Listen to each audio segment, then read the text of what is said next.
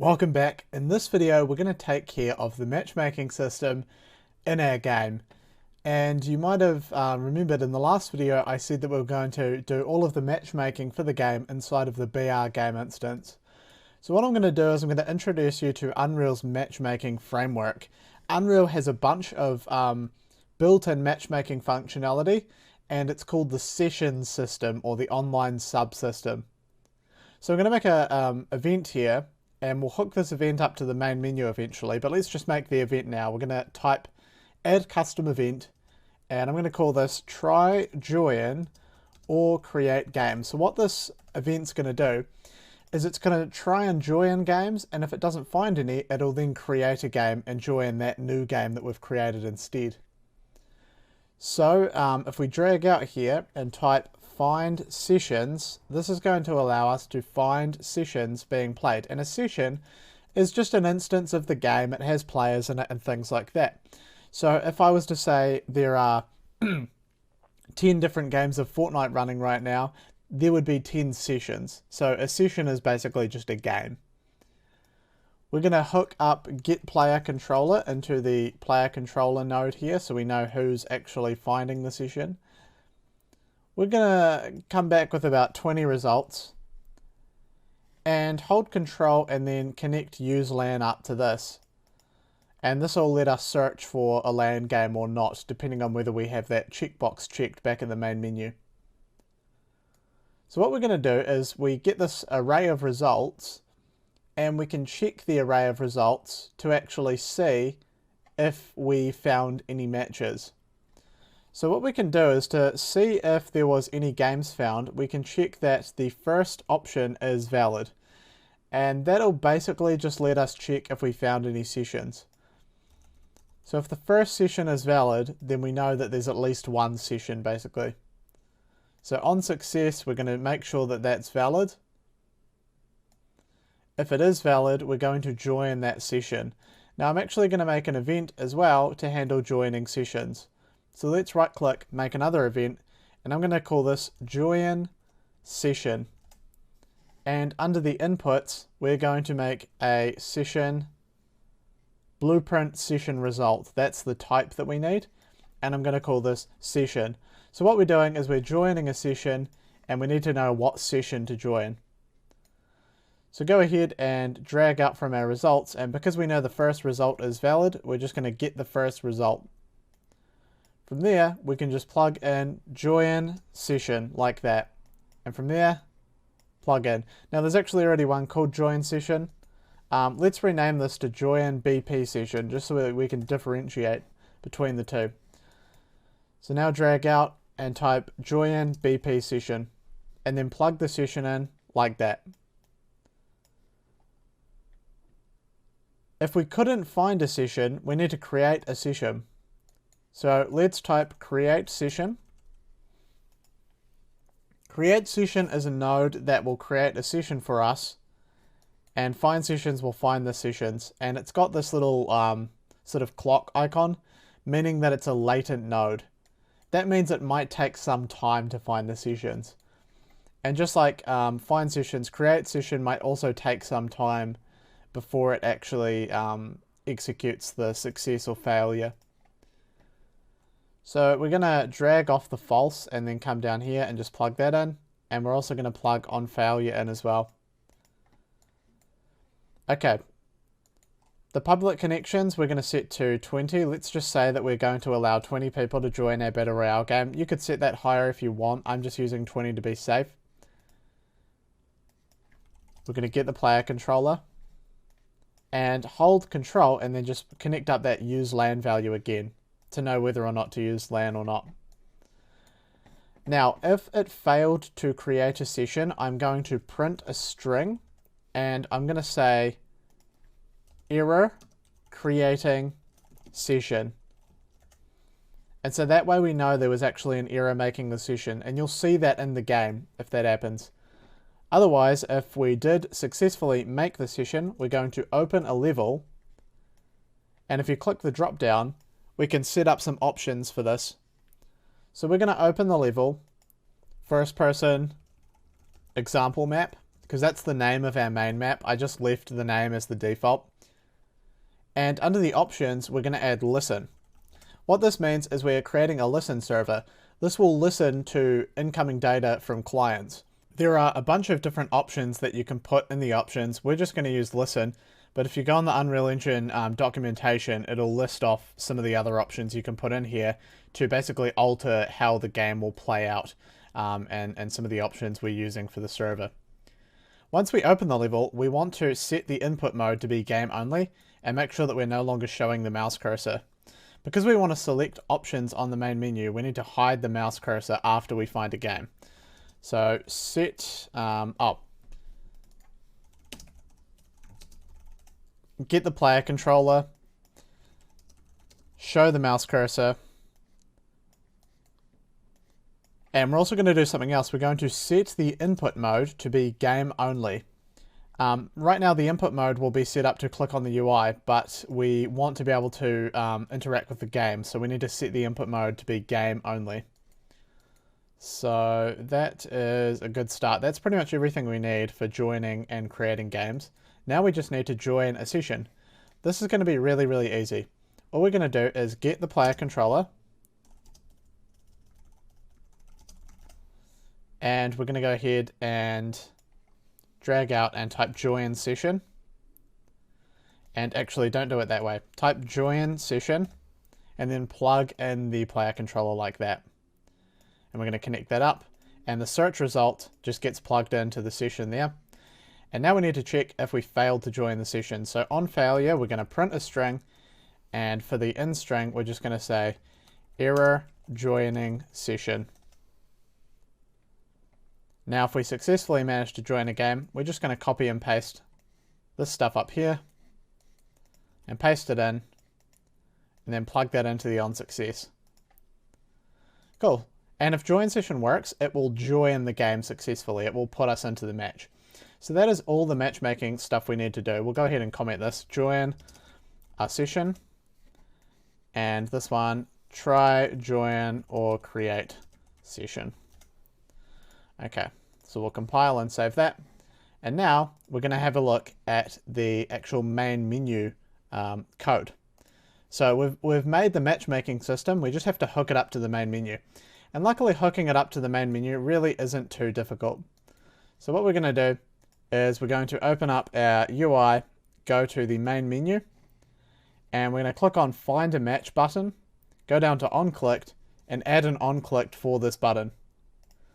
So when we click this button, what I want to do is I want to get the game instance. I'm going to cast it to our BR game instance, and then I'm going to use our new try, join, or create game event. So try, join, or create game. And what we're going to do then is I've got some text here. I'm going to call this the play text. So if we click on this text here and rename it to play text, we can use this to let the player know that we're currently searching for a game, because otherwise they might not realize what's happening. So we'll check the box that says is variable, go to the graph, and now we can drag the play text in because it's a variable. Hold Control when you do that. And then we're going to set the text, and we're going to make the text say searching. So searching ... So now the player actually has a little bit of feedback that they were searching for a game. Now if 20 seconds passes and we can't find a game, then we're going to set the text back to just say play again, kind of as a fail-safe. In fact, let's do something like 40 seconds. So after 40 seconds, if we can't find a game, we're just going to take the play text and we're going to set the text to just say find a game. I think it says find a game by default, find a match. So we're going to set that back to find a match. Okay. And that's pretty much all we need to do. So when we click search, query the matchmaking system to find a match for us. This one's going to say show mouse cursor. This one's going to say quit game. Okay. So that looks to be pretty good. I don't think there's anything else that we need to do at this point. This should actually work, believe it or not. So let's go ahead and go to the main menu, and we can actually just try this out. Why not? So we'll go to first person BP, we'll go to maps, open up the main menu, and let's go ahead and run 3 players, and I'm going to do it in a new window. And if we click on find a match, it's going to search for a match, but our matchmaking system won't find any matches because no matches are running. And so what will actually happen is it's now going to start its own game. So we're now in our own game. Now, one thing we want to do is in the blueprints, we have the main menu player controller. When I add the main menu to the screen, we also want to show the mouse cursor. So set show mouse cursor and set that to true. This is inside the main menu player controller, by the way. And then set the input mode to be UI only. And use this, self.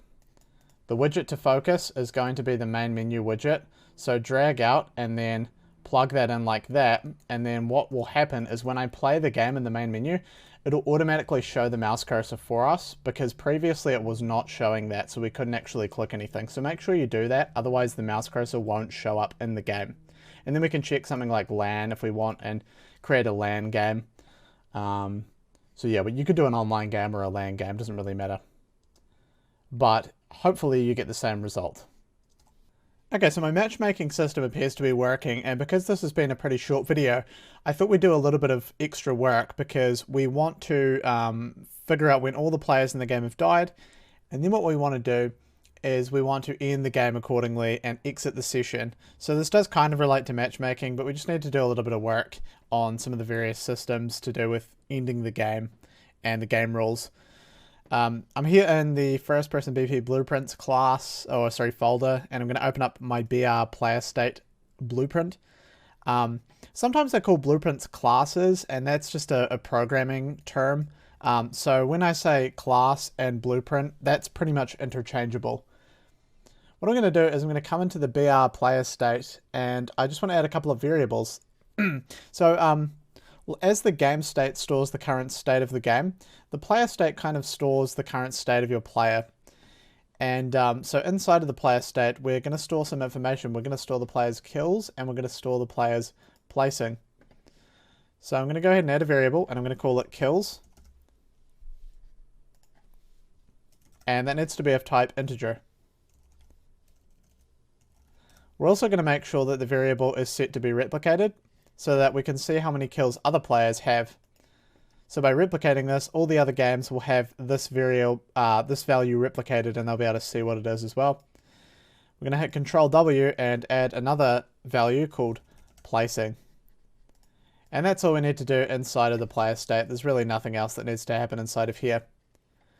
Now what I'm going to do is come into the BR game mode, and we're going to start to add some logic to figure out when all the players in the game have died. So let's add an event called player died. We're going to add a custom event called player died. And we need to know what player died. So we'll go ahead and add an input. And we want the controller of the person that died. So BR player controller. And I'm going to call this player, so the player that died. And we only want to handle this sort of stuff because we're handling, you know, the placings and things like that. That's gameplay important. We do not want the clients to be able to deal with that sort of information. That's definitely sensitive sort of data, and we're definitely going to deal with it on the server. So to do that, we're going to use has authority to make sure that that event is only doing something on the authority. Very important. We're going to take the player's player state, and what we need to do is set the player's placing in the game because the player's died, so now we can assign them a placing. So we need to cast it to a BR player state because that's our own custom player state that we've made.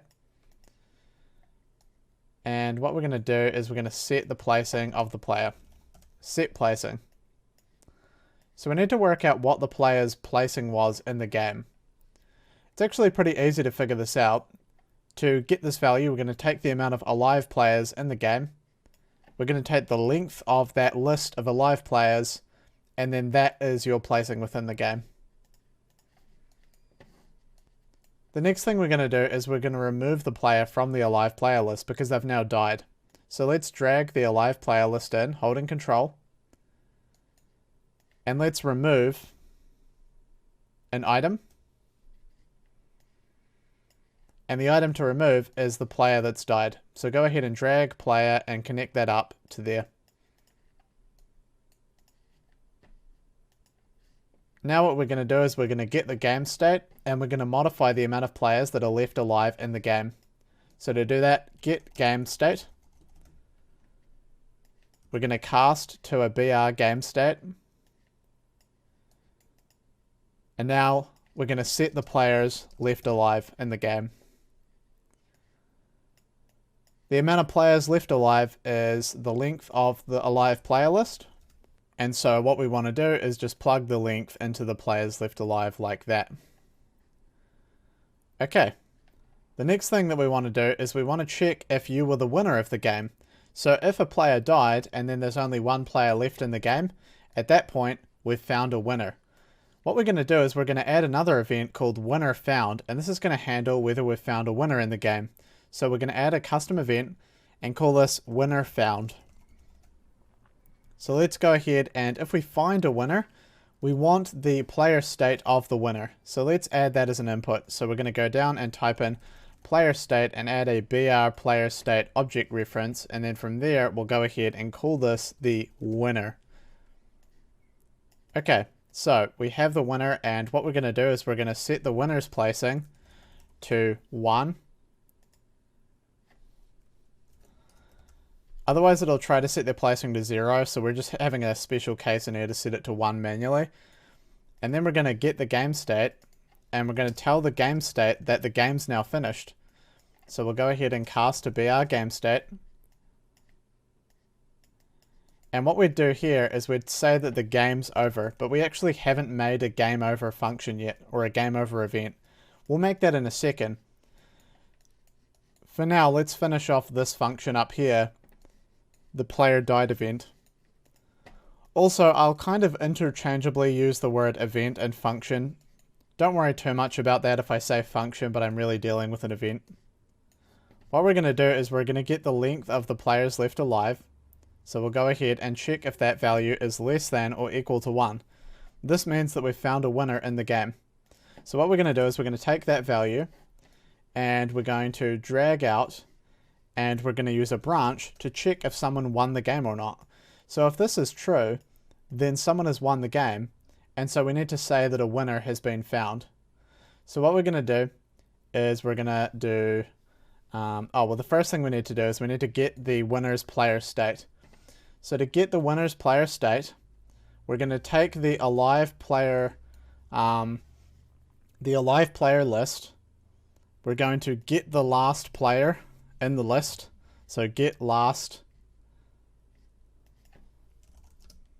Type in index and select last index.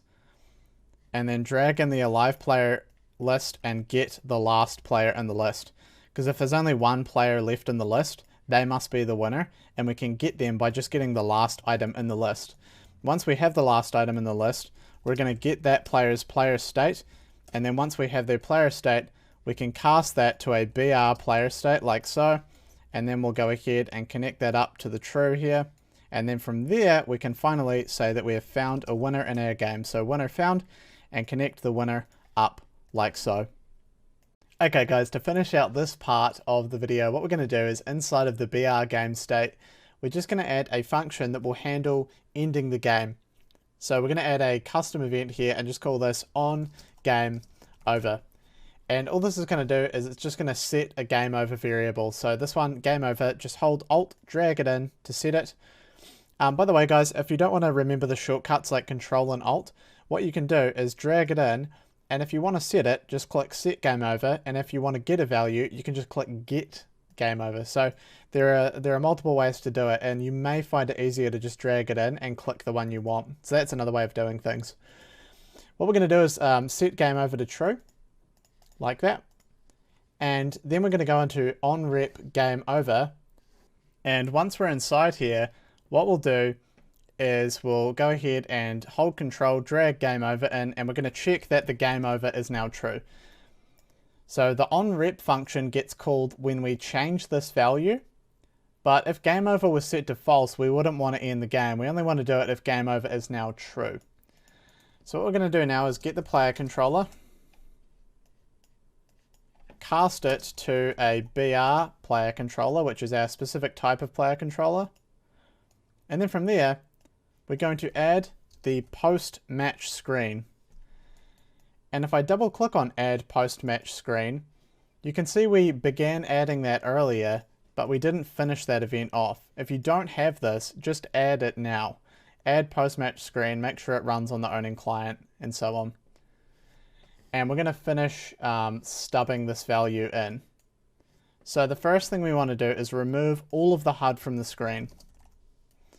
So if you type remove all widgets, that will remove any UI from the screen, because once we've got the post match screen on the screen, we really don't need any in-game stuff or anything like that still on the screen. From there, we're going to go ahead and drag out and create a widget, and the widget class is going to be the post match screen. And at this point, we actually need to create the post match screen. So what I'm going to do is I'm going to come into my UI, I'm going to right click, make a widget blueprint, and I'm going to call this widget blueprint underscore post match screen. Save all. I'm going to come back into my player controller, so go into the BR player controller, and for the class we can now select post match screen and then select self as the owning player. Next we're going to store this in a variable, so right click, promote to variable, and call this post match HUD. And then we're going to put it in the widgets category and then compile. And once you've compiled, just go ahead and drag out and type add to viewport. So now we've added the post match HUD to the viewport, we need to show the player's mouse cursor so that they can click any of the buttons that might be on the viewport. So just set show mouse cursor to true. And we also want to set the input mode to UI only so that the player's not doing anything else in the game anymore. They're interacting only with the HUD. So set input mode UI only. And now for the player controller, put self, and for the widget to focus, drag post match HUD in and then connect that up like so. And now the post match HUD should show up on the screen after the game's finished. Okay, so let's finish out this logic here. Inside of the BR character blueprint, I've gone to my begin play event. If you're ever having trouble finding an event, by the way, you can go to the find results tab and then you could just search for what you're looking for. For example, if I search begin play, you can see here's begin play. If I double click on it, you can see it focuses in on it. What I want to do is get a reference to my player's controller as well. And I no longer want to give you a gun when you spawn into the game, because Battle Royale games typically you need to search for your guns once you drop into the map. So we're going to go ahead and set the health on the authority, but on both the authority and the remote, so the client and the server, I want to cache a reference to my player controller. So if I, let's not do this on begin play anymore as well, let's do this on possessed. So possessed is slightly different from begin play. Begin play is called when the character spawns into the level. Possessed is called when the controller takes control of this character. So what we're going to do is delete this and type in possessed instead. And this will work the exact same, but this time we now have the controller that's possessing us. We're going to cast this to a BR player controller, and then we're going to right click and then promote to a variable, and we'll call that variable player controller. And as for the category, we can just go with my character. And then connect that up like so. So now we have a reference to the controller. The reason we want a reference to the controller is later on we're going to pass the controller on. In fact, we'll do that right now. If we go down to the event any damage, which you can, again, just remember you can search for any of this stuff if you're having trouble finding it. Inside of BR character, go to any damage, And where we have our killed by a player or killed by environment check, what we want to do after that is simply just get the game mode, cast it to our BR game mode type,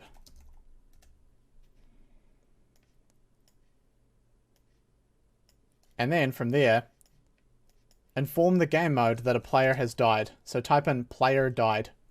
And the player that died is our player controller, which we now have a reference to. So under the My Character tab, you'll have the player controller. Just hold control, drag player controller in, and connect it up like that. And now the game mode knows whenever a player dies.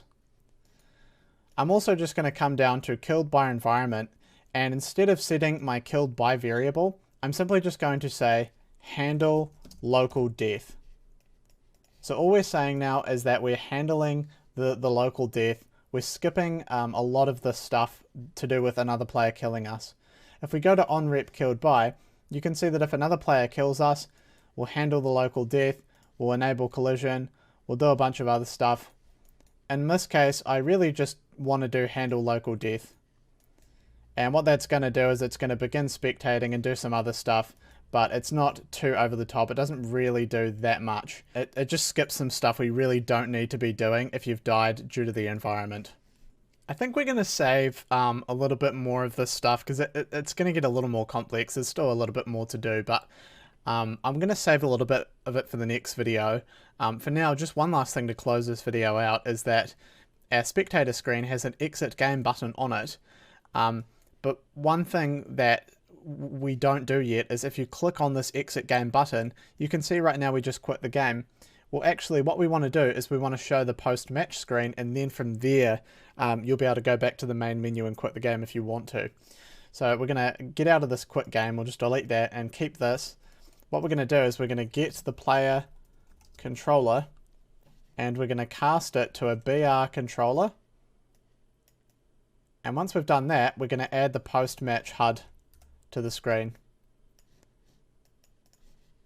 So now from the spectating menu, you'll be able to exit back to the post-match screen to see what placing you got and how many kills you got and things like that. And then from there, we'll go back to the main menu.